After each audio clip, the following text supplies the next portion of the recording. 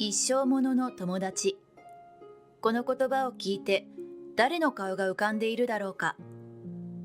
どこかへ遊びに行ったり、学校で行動を共にしたり、日常を過ごす中で楽しい時間を共有する友達は案外たくさんいる。しかし、自分の苦い思い出や辛い出来事をさらけ出せる友達、乗り越えるために支えてくれる友達はそう多くない。おそらくそういう何があっても味方でいてくれる、そして自分もその友達を守りたいと思える存在が一生ものの友達というものなのだろう。そう考えると、私は彼女におんぶに抱っこ状態だったなぁと少し反省してしまう。これは私がこの友情は一生手放したくないと改めて感じることができた出来事の話。私、吉川ありさにはちょっとした悩みがある。友達からも両親からも、世間連れしていて危なっかしいとしょっちゅう言われてしまうのだ。もう今年で25歳。アラサーに片足突っ込んでるのに、周囲の評価は学生の頃から一向に変わらない。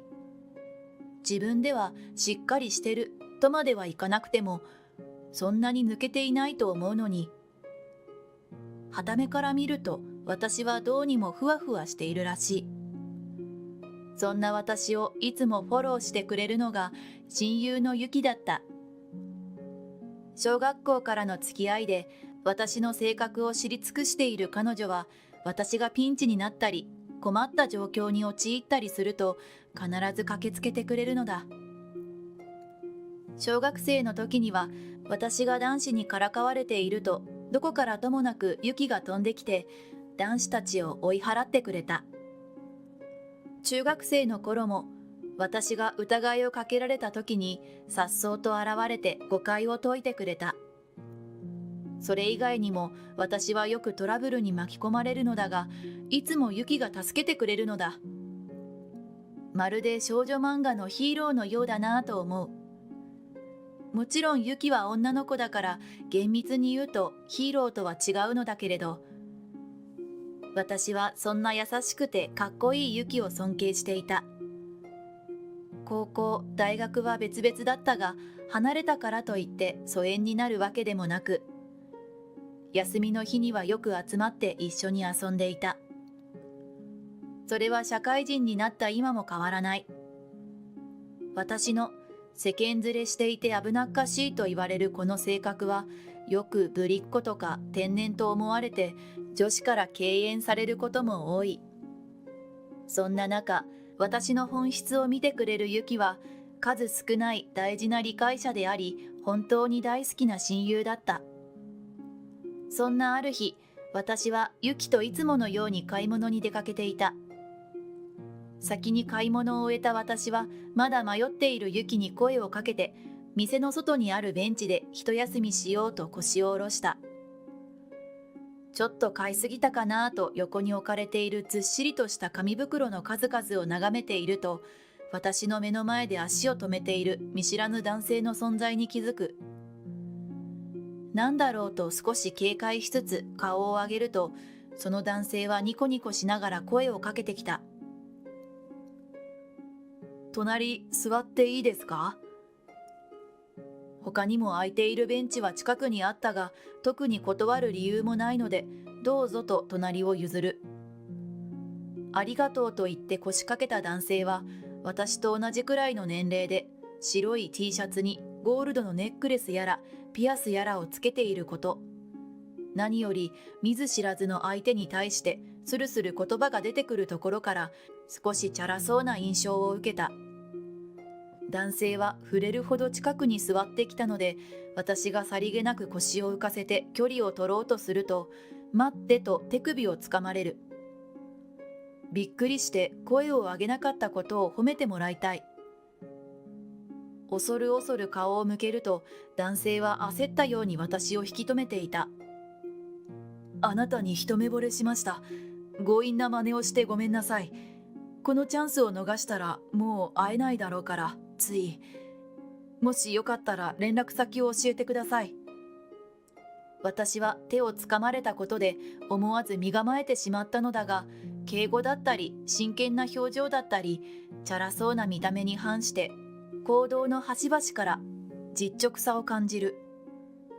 少し考えたが、せっかく好意を伝えてくれている男性の気持ちを無下にするのは申し訳ない気がして、私は連絡先を交換した。男性はほっとしたような表情を浮かべた後で連絡しますと言い残してすぐにその場を去っていった。男性が隣に座ってから5分も経っていないだろう。突然の出来事に呆然としていると、買い物を終えたユキが急いでこちらにやってくる。ごめん、お待たせ。アリサ、どうしたの？何かあった？私の様子の変化を敏感に察知したユキは心配そうに覗き込んでくる。ユキが来てくれたことで少し気持ちが落ち着いた私は今起こったことを説明した。知らない男性から声をかけられて一目惚れしたって言われて、びっくりしたんだけど、なんか何も聞かずに断るのも悪い気がして連絡先を交換したの。そしたらすぐにどこかに行っちゃって。ちょっと大丈夫？また変な男じゃないでしょうね。ユキは私の話を聞いて顔を険しくしている。無理もない。ナンパの類はいつもユキが蹴散らしてくれていたから。私は心配してくれるユキをなだめて、変だなって思ったらすぐに連絡先をブロックするからと約束したのだった。その日の夜、男性から連絡が来た。男性はケンゴという名前で、私よりも年齢が2つ年上。ケンゴはとても聞き上手で、その日は夜遅くまでやりとりが弾んだ。思えばもうこの時にはケンゴに対して警戒心を解いていたのだろう。やりとりを切り上げる前に、今度2人で会いましょうとデートに誘われた時も、私は2つ返事で OK してしまっていた。そしてデート当日、私は男性とデートした経験がほとんどなかったので、とても緊張していた。そんな私を気遣ってか、ケンゴはデート中、常にスマートにエスコートしてくれた。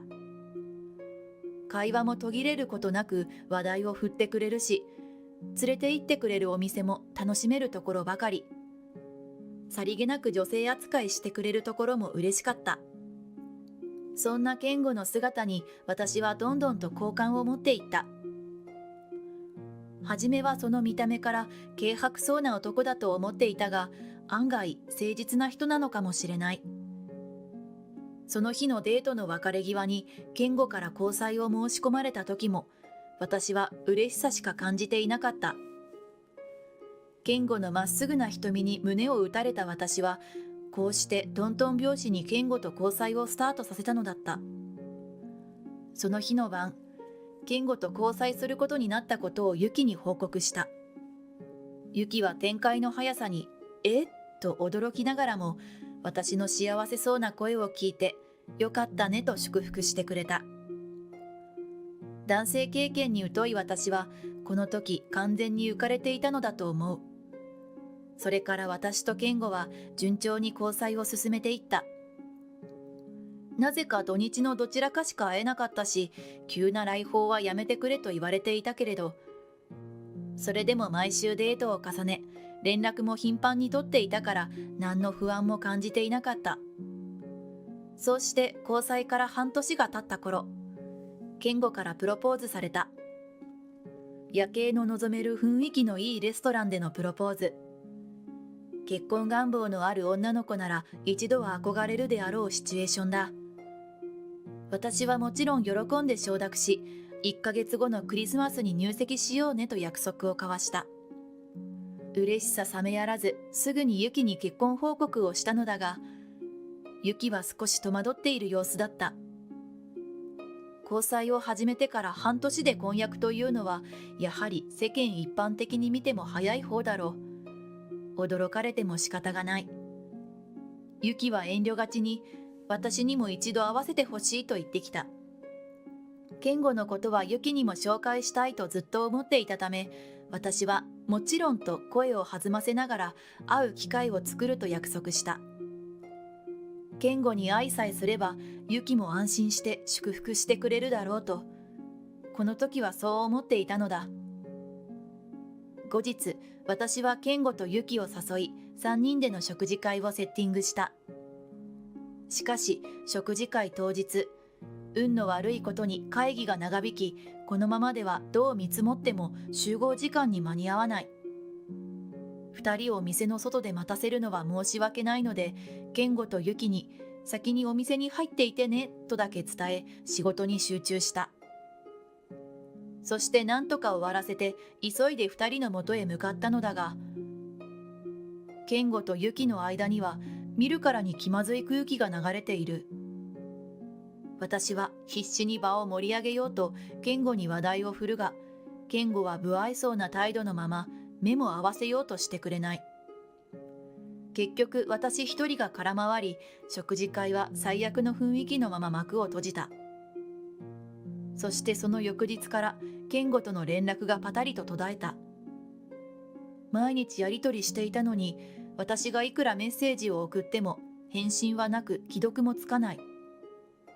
事故に遭ってないか、病気で倒れていないか、そんな不安が頭の中を駆け巡る。しかし SNS に浮上しているのを見かけて、今度は別の不安が首をもたげてきた。どうして返事をしてくれないのか。途方に暮れた私は真っ先にユキに相談したのだが、ユキからはあの男とは別れた方がいいよと強く忠告されてしまう。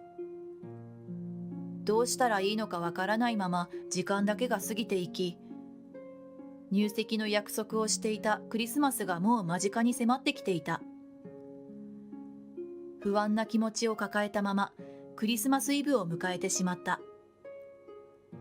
状況は何一つ変わっていない。私は健吾との関係を修復するために意を決して健吾の家に向かっていた。クリスマスケーキ片手に健吾の家の前に到着し、一応連絡を入れてからインターフォンを鳴らそうとスマホを取り出した。以前、急な来訪は控えてほしいと言われていたから。メッセージを打ち込んでいると、マンションのロビーから腕を組んだカップルが現れたので、少し脇に避けようと顔を上げたとき、信じられない光景が目に飛び込んできた。そのカップルは、健吾と見知らぬ女性だったのだ。よほど互いの世界に夢中なのか、こちらに気づかずに仲睦まじい様子でぴったりと体を寄せ合っている。私は思わず健吾を呼び止め、どういうことなのかと問い詰めた。すると健吾は浮気をしていたことをあっさりと認めたのだ。信じられない思いだった。すると健吾はめんどくさそうに私を見下ろし、お前、時給10円らしいじゃん。そんな貧乏人となんて結婚するわけないだろ。俺と釣り合うと思ってんのかと、ショックで言葉が出ない私にさらに追い打ちをかけてくる。裏切られるのは一瞬だ。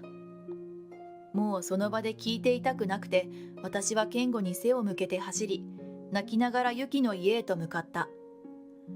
インターホン越しに泣きじゃくる私を見て、ユキは心底驚いたように急いで家に迎え入れてくれた。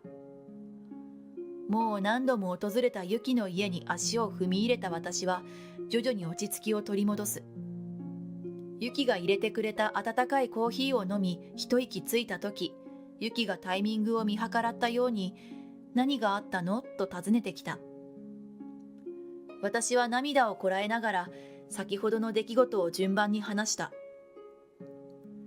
泣いたらまた止まらなくなると分かっていたから、何度も言葉に詰まってしまったけれど、ユキは私の背をさすり、静かに聞いてくれている。すべて話し終えると、やっぱり金目当てだったのね。許せないと、ユキは怒りをあらわにした。一通り私のために怒ってくれた後、ユキは私の手を握り、このまま泣き寝入りしちゃダメ。明日、ケリをつけに行きましょう。大丈夫。私も一緒に行くからと、投げやりになりかけていた私を奮起させてくれたのだった。翌朝、私とユキは健吾の家に向かった。インターホンを鳴らすと、健吾は玄関を開けてくれたものの、気だるそうな表情を隠しもしない。また来たのかよ。昨日もう話はついただろ。時給10円の貧乏人とは結婚しないって、今更何の用だよ。今までの優しく誠実だと思っていた健吾はどこに行ったのか。明らかにバカにした態度で私のことを見下し笑う健吾に、私は一瞬ひるんでしまう。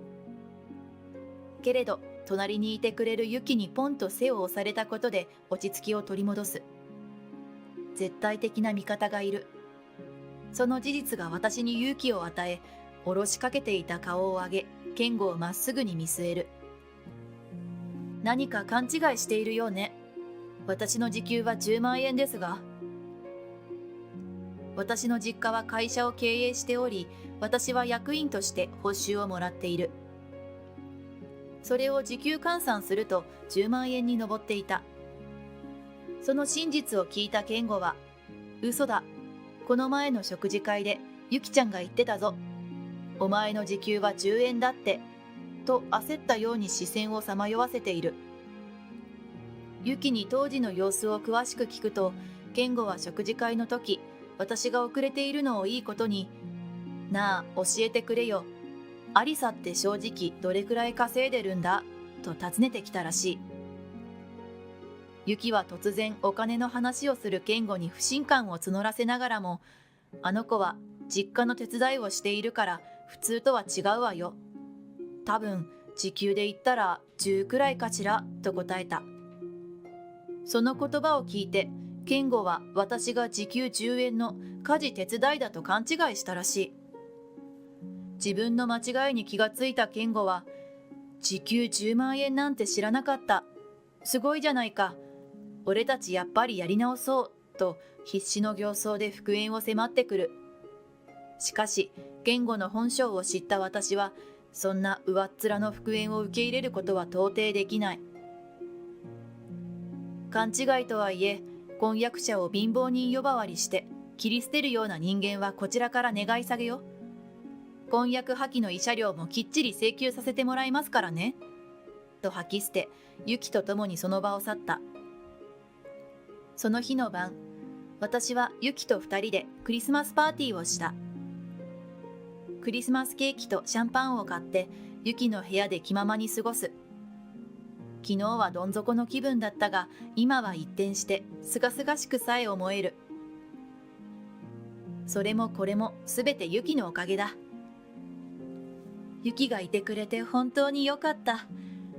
もしあのまま結婚していたらどうなっていたことか。ユキ、いつもごめんね。助けてくれてありがとう。何を今さら。アリサのピンチを救うのは昔から私の役目だったからね。私の感謝の言葉にユキは照れくさそうに笑った。信頼でき、自分をさらけ出せる友人がいること。それは当たり前のことではない。そんな友人と出会えた幸運に感謝しなければいけない。ユキとの関係は私の人生において最高に誇れるものだと改めて感じた。その後、私は実家の経営にも携わってくれている腕利きの弁護士を頼り、健吾に対して婚約破棄した慰謝料請求を命じた。弁護士の話では、健吾はすでに多額の借金を抱えており、借金返済のためにお嬢様の雰囲気をまとった私につけ込もうとしたらしい。健吾は現在、もともとの借金返済と慰謝料の支払いのため、馬車馬のような労働を余儀なくされているという。それを聞いても、私はもうかわいそうだとは思わない。今回の出来事で自分の迂闊さを自覚した私は、結婚からも恋愛からも距離を置いて、もうしばらく独身生活を謳歌しようと考えている。自分の目を磨き、自分自身の抜けている部分と向き合うために、いつかユキにも認めてもらえるような男性と巡り会えたらいいな。結婚を諦めたわけではない私は、うっすらとそんなことを考える。しかしそれ以上に今はいつかユキに頼ってもらえるようになりたいという気持ちが強かった。そのためにしっかり自立していこうと心に誓ったのだった。